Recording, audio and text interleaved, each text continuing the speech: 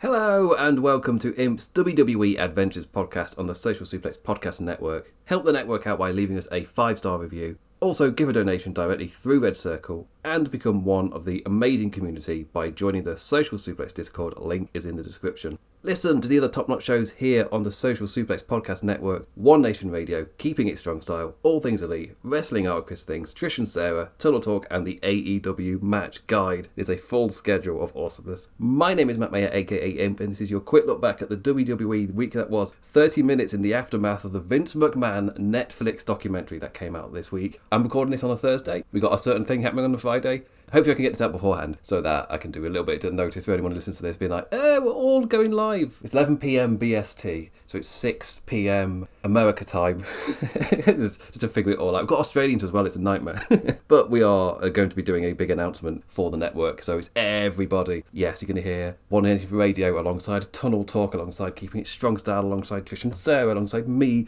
The whole point is everybody's going to be there. So please do check that out. In terms of my week, I've got the SmackDown notes, I've got the Raw notes, and then it's Vince McMahon stuff. But the Vince McMahon stuff is the biggest stuff, so it kind of feels like we need to start there. Unfortunately, in time for me recording this, I've only watched 3 episodes at the time of recording this. I've not got the ability to just sit there and watch 6 hours straight of a documentary that came out yesterday. I don't have time.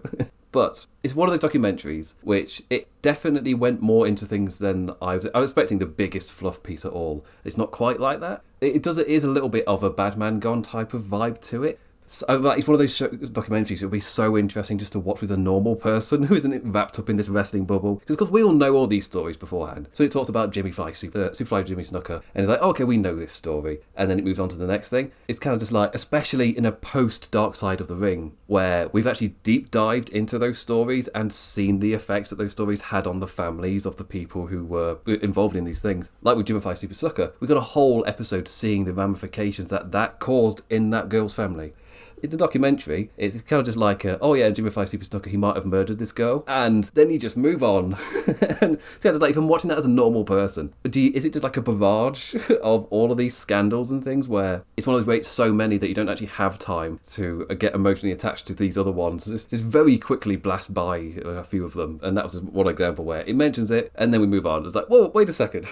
Wait a second. Because there's just so many scandals. I just wonder as a normal person who doesn't know any of these things. And you like wrestling? I think that's the other thing. That's the vibe that I was most surprised about. It 100% doesn't feel like the kind of documentary you make if you're trying to get people to want to watch wrestling. If you come out of this documentary, I'll be so surprised if the reaction isn't more like, why do you watch this stuff when it's like that? Why do you watch it? If anything, it makes the arguments harder to say why you continue to watch in spite of all of this stuff. For that, I kind of commend Netflix because it's not the out-and-out hit piece that... It could have been harder hitting, 100%, but it also could have been way softer. And the fact that the actual vibe from what I'm getting from so far, from the people I've talked to who have actually finished it, because they're crazy. You watch 6 hours in a day, you crazy people. It's that feeling of... It doesn't really create that vibe of, I really want to get into this wrestling thing that's coming to Netflix. Even though there's a little bit of a vibe of, but that's all things of the past, that's all gone now. Like, it's the wealth of our history, but also we're not that anymore, we're this new thing. And that's what's coming in January with our new stars, with our new creative team, with all of these new people. All the people from the past, none of them are there. So just ignore the fact that Bruce Pritchard is. None of them are there. You get some new information. If you are a wrestling fan, you'll know everything that's in there. But the thing that I'm most happy with the documentary is they did a very good job of just letting Vince hang himself with his own words. They did the same with Bruce Pritchard, where the phrase I saw on Twitter was, they SpongeBobbed him, where he was just talking about how you didn't show off Vince's humanity side. I think this just feels like a hit piece. And then it does the 2 days later, and that's when all the lawsuit breaks with Chanel Grant, and it's like, yeah, Bruce, yeah. But it's interesting because when you watch the documentary, for me it becomes very, very clear which voices you shouldn't be trusting at all. Ones you can trust a little bit or whatever, because part of the documentary is teaching as well that you shouldn't really trust anybody who says anything in wrestling. And Vince McMahon is always performing, even the ones he kind of side with a bit more like Tony Atlas. They're always performing and kind of giving you what they think you want to hear. Like, you will never see the real Vince McMahon, even in this stuff, where it's the Vince McMahon he thinks he wants you to see, or it's him trying to create the legacy he wants you to think his legacy is. Like, he's trying to create it himself, because this was all before all the stuff came out when they're doing the interviews. And I'm also impressed with the production value of it as well. Some of the talking heads are like, really, you got that guy? Like, really? Dave Meltzer, obviously great, but in terms of, like, if there's any kind of world of person that will be able to kind of pick up and notice, it's podcasters who'll be able to pick up as like, well, this person, like, he came out talking really well. I was like, I mean, the way they're edited, I mean, like, the editing for Dave Meltzer really makes him look like the funniest guy sometimes. When it was like, oh, they've said 93,000 for WrestleMania 3 so many times, they probably believe it themselves. And an amazing comedic timing with the edit as it just filters through all of the Vince void kiss asses going, oh man, 93,000, to Hulk Hogan, oh man, 93,000, very specifically like 93,178. No one else did that. That was just Hogan. The most Hogan thing ever, to give the most, to make it try and sound realistic by giving it a very exact number. But yeah, Vince as well saying the 93,000, and then there's Dave Meltzer like, yeah, it's 78,000. It is a documentary which feels like it's edited very well. It's produced very well. It's not for us. Not for us. It's for the more normie kind of people. There's a lot of things in there where you feel like, they've either glossed over it, or they've not gone into the specific detail because they don't want to try to create a certain narrative, and this kind of somewhat affects that or whatever. They don't try and make Vince like a good guy. They don't try and paint him as a tortured genius or anything, which was one of my worries. The other note was seeing that there was like, oh yeah, WWE had no hand in that. Obviously, the news coming out that Vince tried to purchase it, stop it going. I was like, yeah, this isn't good for Vince. Like, or him saying that a lot of the stuff he does is for business. He contradicts himself so many times in this show, and that's why it's so good. They just let him hang himself in his own words. When Vince is talking about how Ted Turner was stealing that wrestler, Ted Turner was buying out that wrestler, he was coming after me personally, he was taking him down, he was the big billionaire taking down my family business. And then the other talking heads is more like, I mean, that's what he wanted you to think. There's a reason he didn't say it was Eric Bischoff, who was the actual creative person doing all this stuff. Like, there's a reason he used Ted, so he could like build this sympathetic babyface character. And he does a really good job kind of explaining that. Like, what you're saying here, it's still an act. So he does a really good job of conditioning you to then, when you cut back to Vince, to be treating what he's saying there in a similar way. As you watch the documentary, your relationship as a viewer with Vince changes. That's why I'm interested to see how a normie deals with it. Because he may just at the start just treat like, he's a bit sleazy, but he's also a talking head, so maybe what he's saying is the truth. But as like a wrestling fan, you've got to step ahead of them. It's kind of help. But the show does a really good job of conditioning you to stop trusting what Vince says. And some of it's jokey, like with the Dave Meltzer thing, but like, that's just a company line, they're lying. But the ultimate one is in the Screwjob episode 3. We're talking about Ted Turner stealing the talent. And the actual Netflix interviewer just outright, I guess it works quite well as like a conduit for the viewer, where he just asks a normal question, trying to pop the Vince like wrestling bubble world that he's created and been able to operate in for so many decades. Just a normal person asking a normal question, being like, that's exactly what you did in the 80s. That kind of works if long form, you're just letting him hang himself with his own words, and that's kind of what this did. Like, you poked him a little bit, but you didn't press him on it, because you've got hours left to record. you need like 10 hours of content to record, and who knows what hour this was filmed in. But to poke it enough to have him say the words, and then in editing you can just, because you're interviewing other people as well, you're not basing all of this on what Vince says. It's an interesting watch, because obviously whilst it was being made, whilst interviews were being done, it was for one purpose of reframing Vince's legacy with one final thing of, this will be the story of what Vince's legacy is going forward. Then the scandals come out, one after the other, with the hardest hitting being like months from the show being fully edited and able to go out. Like, the interviews are conducted in 2022. It's the show that hits all the beats you're expecting it to. The story it's telling is like, this is kind of a sleazy guy, right? And you shouldn't trust a single word he says or any of his cronies or kiss asses. Like, it's very easy to pick out which ones are just going to tell whatever lie that Vince has come up with for whatever the story is, and that's the world, whatever. The show does a really clever way in the editing to tell you which one of those people it is and which ones to kind of not really trust 100%. And the ones that get out the best of it, like Dave Meltzer looks really good. Tony Atlas looks good, but I don't know how much of Tony Atlas is kind of doing the same thing, just the other side of the coin. Like, I don't know how much of Tony Atlas is telling the interviewers what they want to hear, and how much of Tony Atlas like, no, this generally happened and I'm just fine talking about it now. Like, I don't know which one it is. To be fair, it's wrestling. It's probably a mixture of both. Dave Meltzer is the guy that when somebody says something that makes no sense, he explains it to the journalist. This is why they're saying this thing that makes no sense. Or he'll explain it and then it clicks together a little bit. They give like a historical context. Like, they're all lying about the attendance figure. Why are they lying about the attendance figure? Dave Meltzer then explains it and fills in the gap. So he comes out of this documentary really well. But also, everyone sounds like a really competent speaker. Like, I've heard Vince McMahon speak on a live microphone one night more. The way he sounds in this documentary, he is nowhere near as fluent and coherent as that when he talks. He's sometimes really difficult to understand. However, in this documentary, I had subtitles on, which is the final point I want to make before I move on to actually covering the shows. Throughout this show, sometimes you'll hear somebody remind him of something off mic, but he is still pretty fluent and coherent in his thoughts when he's talking about something. However, that's for me, that's the sign of how good the editing is, to soundbite him, essentially, and make him sound really coherent is what he's saying to help the stories flow. But it's one of those where I just get the impression that, that probably means he wasn't that coherent. The one time you do hear Paul Heyman off camera just saying, oh, what about this, Vince? Or just reminding me of a story that he just maybe genuinely forgot about. The final note, they're saying that WWE had little involvement in this. There were little WWE isms that they're notes of production that are just strange. Like with Vince McMahon had loads of them. Like, you can't say the words professional wrestling, you can't say hospital, you have to say emergency facility. Like, there's just all of these weird things that are just strange. One of those things shows up in this show, and that is every single time somebody says WWF or World Wrestling Federation, the subtitles read WWE or World Wrestling Entertainment.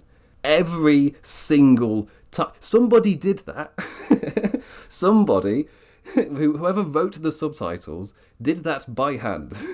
They typed that out. They made sure every single time somebody said WWF or World Wrestling Federation, the subtitles read WWE and World Wrestling Entertainment. And that is such a WWE-ism. A note of production that's just strange. Because they're not saying those words. Why does it matter in this context that it says WWE? Why does that matter? It's not that complicated that partway through the documentary, the company changes its name. Like, it's called WWE now. It's the WWE-ism. And for me, it's little notes like that. WWE weren't that involved in it. It's more of like a big Netflixy type of thing. It's like, but there are notes. There are notes of WWE-isms and production things just in there, and that's one of them. Like, why is that a thing? Does any note of production that makes you go, but why though? That just makes you scream, okay, what was the actual involvement? Because in what world would Netflix give a crap that the subtitles say WWF instead of WWE? Why have they changed them? That is so strange. It's so strange. Anyway, that's the Vince documentary. I've not finished it. Maybe I'll have deeper thoughts once I've actually finished it. But I'm somewhat impressed with the way that they subtly tell you, maybe this guy's a bit, instead of just outwardly saying it. The actual information in the doc. If you're watching it for the information and new juicy stuff like this, that's not for you. On that kind of way, it's more for the average Netflix viewer where this comes up and it's like a heavily marketed and pushed thing. My mother, who only watches like crime shows and things, who generally can't tell the difference between a show from the 90s in a 4:3 ratio where everyone's got gelled hair compared to a new show, she generally can't, you would have no idea she's watching an old show. I don't know how. I don't even know how that's possible. I just know that it is. Even she's getting recommended the Vince McMahon show, where they are pushing this on Netflix. They're pushing it pretty hard. Also, there will be normal people who watch this. I'd be interested to see what their take on it is. Anyway, let's jump on over to Sacramento, California. I did have some notes about SmackDown, but I've had to rededicate time to the Vince stuff. So we'll talk about the important things. Obviously, there was one thing. There was a lot of hype before the SmackDown show aired. There was a lot of talk about what it was going to be. Let's jump on right into it. The Cody Rhodes and Roman Reigns face to face. Your stadium. You know what's on the other side of the stadium? Right over there. What's that? Techwood Studios. Down the street. Center stage. Just that away. What we used to call the Omni, now State Farm Arena. Multiple generations of my family have bled for the city and in the city. You played football here. Thank you. And then you went back to the beach. This is your field. But this is my home.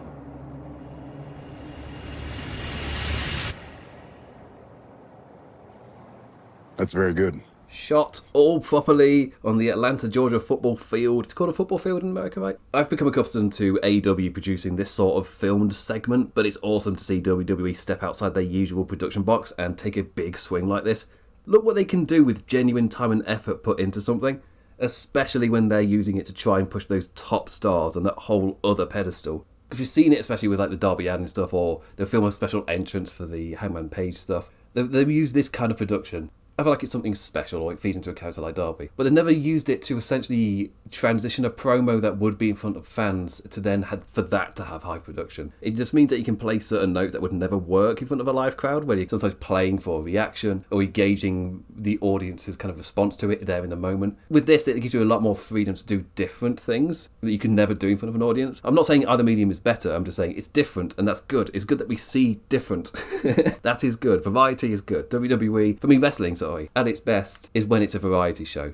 AEW at different points has absolutely nailed this with loads of different kinds of wrestling. Whilst WWE has its own style, but then it also had on top of that its own production style. So not only was the wrestling very similar, the production was also identical throughout the entire show. There was no mixing it up really or anything, and it was just kind of just bleh for a long period. Now the new production team comes in with loads of new ideas, but after a certain point, that's not enough. New ideas were great in the initial Triple H kind of time. We've got used to the new rhythm now. There's the new way that they start all of these shows. Everybody they walk you into the arena. That's something like I'm a really big fan of. I like all of that stuff. But also you got to keep trying out new things. The audience will get used to it, and then no longer is that like a thing to take note of. This is like the next big thing for me. We're taking what they kind of learned from the cinematic stuff they've done in the past, and then seeing what AEW doing with their character stuff. And this is something that AEW hasn't done, but they've transitioned, as I was saying, a promo that would just be two people talking in front of the live crowd in the middle of the ring, taking that and putting a swell of production around it. So let's talk about it.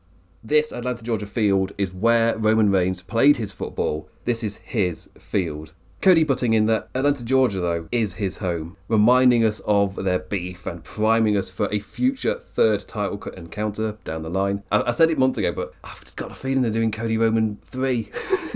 Roman, cutting to the point, they took Jimmy, they took my wise man, they took the Ulafala. Like, just in this format, you're able to have lines that just wouldn't work in front of a live crowd. But in a properly edited recording, it's a perfect medium for it. Like with Cody saying, take a look around WWE right now. We have a tribal chief. It's not you. We have a WWE champion. It's not you. So if you can't beat your own bloodline, who's standing here right now? I'll tell you who. It's not the biggest box office attraction in the history of WWE. It's not that guaranteed WrestleMania main eventer. It's the guy they used to call Roman Reigns. Like, delivering that in an arena waiting for the pop would have taken so much away from the delivery needed to sell it. Obviously, I didn't deliver it as well as Cody. This format absolutely works for it. It's one that leans into it. Obviously, you can use the editing and the camera work and everything just to make sure that your focus is right there, but also not playing for any crowd, not looking for any reaction, not responding to anything. Just literally everything right there is focused on making sure that it all works into making sure the lines that Cody is saying are the most important thing. So what does Cody want? He wants Roman's word that the super team, I don't know what they're calling each other, but that's what they offer me. Modern day mega powers or something. The super team will have each other's back. Roman making it clear once this is done, he'll be taking that championship back. And a really nice kind of production, like really nice blocking for me, where, pardon the pun, Cody blocking his exit in such a manner that I saw folk on Twitter excited for the man's eventual Homelander heel run. It's like, we're here again. We've gone full circle. Where straight up WWE fans are like, oh, you just see the little Homelander notes in him. It'd be such a good heel. It's like, happening again. It's happening again. The notes are just automatic. It's like, it's the fact that it happened in AEW and the exact same thing is happening in WWE is quite hilarious. But I don't know, the fans are kind of clamoring for it, like at some point. Oh, I just love that it's happening again. I find that quite funny. Such a perfect final line delivery from Roman Reigns. You're in my way. Cody steps aside. You're in my way. In life. Cue dramatic music. He walks away with the big epic, big epic dramatic music playing as we have the big crane shot. Or probably just a drone shot. Let's not get. Don't have that big a budget. Drone shot flying away. So then transition back into the arena. The production did have a weird mix of reality TV techniques to emphasise the drama and importance, like we saw with him delivering the line and then the music starts to play and the drone shot kind of lifts up in the air. That is very reality television. You will see that on the traitors. It's very reality TV. In tow with the cinematic feel to the way the actual conversation was blocked and shot, like I was talking about with the "you're in my way" stuff. Like, I will just stress that this is all fine. I just found it interesting that with WWE's kind of mixing of reality backing on itself, technically a mixture of reality TV techniques and cinematic techniques is absolutely perfect for WWE. I just found that interesting that maybe not even on purpose, stuff that they just thought would work and be cool, it ends up being a mixture of those techniques. Also, a really nice transition to Kevin Owens afterwards too. Staying focused after the ad break as well, as he's the face we see when we return. Instead of like Apollo coming out, commentary trying to shift gears on the video we just seen, ad break, then Kevin Owens, And then Apollo's opponent comes out. It's like, no, that's the production that I got used to and I absolutely hated it. This was, video happens. Kevin Owens is reacting to it. Ad break. Kevin Owens is still reacting to it. Then Apollo move on to his match. It's like, oh, it's far better. It's so much better. It's like you've been soaking in what you've just watched with Kevin Owens. Like he's kind of your conduit for that. And him talking to Byron is just an absolute perfect way just to kind of feed that emotion through onto the show. Like they thought about this shit. And it's appreciated. And it's noted. That's the biggest takeaway for me that I've really noticed in the build-up to WrestleMania. It's not just production that's better. It's production that's been thought about in terms of what is the production actually telling you. They muck it up sometimes. They're still sometimes accidentally telling you something that they really didn't mean to be telling you. It's still stuff that most people don't mention. It's the kind of shit like if an editor quails on do I transition at 37 seconds or 38 seconds and he'll spend ages thinking about it, making sure it's right. Like most people watching the show aren't going to notice, but he's thought about it so you don't have to. With the gunshot, it's literally just a picture of do I ruin gunshots for people? A gunshot in a movie is literally that you'll get a little, like the bang in the comics, we get like a little bright white light. You basically get a picture like that, but like in the editing studio, you put that over the gun and you try and time it perfectly with the sound. So you'll move it about and it can be quite fiddly trying to get it correct, but once it's right, it looks brilliant. It looks so good. When you've got it right, when you absolutely nail its placement, it's like, oh, yes, the effort was worth it. But then you watch the film, and I guess most people just watch a gunfight and go, pow, pow, pow. Most people don't watch the gunfight and go, the editor's done a really good job placing those flashes. Like, no, people don't say that. That's not how it works. But basically what I mean is WWE are thinking about this stuff. They're thinking about, their emotions after, not just thinking about the emotions of the video and how do you have the commentators react to it. It's, how are the viewers reacting to it? And they thought about it, and they fed that through Kevin Owens. Like, really smart production. Really smart. Yeah, and the reaction to this video was really strong. It was really, really good. Yeah, I'm just happy to see this kind of thing with this much thought put into it be on the WTV. Later on, we then did get Kevin Owens and DIY set up to face the Bloodline in the main event. But DIY were attacked backstage, so instead we just get the Street Profits. KO, when they saw the Bloodline walking up the stage, he just swiftly walked up the ramp to meet the lads, and that was excellently memed into a San Andreas, shit, here we go again. Because it was framed, almost like a mirror shot. It was over his shoulder, he's walking up the ramp, and it's going up towards them. I don't know how much they meant that, but it's amazing that it kind of worked that way. But the match itself was a perfectly fine, alright, telly main, hitting on the story that KO has never pinned any member of the Bloodline, and that ain't changing tonight. The ref called for a DQ as the match swung into the loose, more brawly affair that's kind of commonplace tag breakdown flow in other companies, but here it's a DQ, which maybe contradicts of what something happens on Raw as well. Just don't think about it. Like these kind of tag team matches, when they break down and kick off like this, it's an exciting flow. That's why AEW do it. Perfect for their party tag team matches. But WWE need a reason to end the wrestling match and swing into the actual story they want to tell. So there we go. The Bloodline took out the Profits and Kevin Owens on the announce table to raise their wands. DIY's save was easily just like, nah, piss off. With the Canadian, the one taking all of the offense. And it's Cody Rhodes who gets the big save pop. Cody cuts his Fatu, sending them off into a lovely setup for the exact same camera shot we saw in Berlin. KO holding the chair, teasing, turning prize fighter on the champion. Cody and Roman got a focus. Cody and the Bloodline continued with that focus. We ended on a nice little reminder that the champion's got other stories going on. So, elsewhere on SmackDown, because of course I spent time talking about Vince, they kicked off the show with LA Knight defeating Andrade. It's like, it was perfectly alright. The crowd is so behind LA Knight at the moment. The Tornado Tag #1 contender, Lever leaves Smackers. Nia Jax and Tiffany Stratton versus Bayley and Naomi. In the end, you got a bit of a schmoz finish. I guess we had throughout the match, we're having little build-up of can they still be friends with the title opportunity on the line? You saw a little bit of tension as one go for the cover. It's kind of like, but I want the title opportunity, which kind of causes that little bit of tension. But Nia Jax and Tiffany Stratton aren't exactly on the same page either, even though they're aligned on kind of this. But they know ultimately this friendship cannot last. We've got lots of at the same time spots, be it tag partners going for the same pin, or Nia hitting a Brett's rope leg drop at the same time as Bayley in the opposite corner hitting an elbow. Also, a hell of a counter from Naomi as she got out of Jax's powerbomb by landing on her arse in a leg split, driving Jax's head down with an X Factor. Actually a pretty awesome spot too. I really enjoyed that one. But it was building to a somewhat screwy finish, with both Bayley and Naomi pinning the champion. But our man Aldis sorted that out with a singles match next week. Last week I was talking about how it was nice that they just didn't go straight into the singles match and actually did a tag match with consequences, but it seems like they found a way to get around no consequences happening and going into the tag match anyway. But because this week happened, it means the singles match is more interesting than it would have been if it was just a straight singles match. So Yeah, it worked. It's somewhat hokey WWE booking, but it worked. It worked. Also, I did like them opening the show with Fatu beating up security for having the audacity to scan and search the bloodline upon entry. I did touch on it earlier, but Apollo Crews got to wrestle Giovanni Vici again. In the latter's I wasn't ready rematch. An actual match this time. But we're seeing what Vinci is really capable of. Yeah, but I don't care because he's a big loser. Don't care. And that was emphasised again this week. SmackDown, absolutely fine.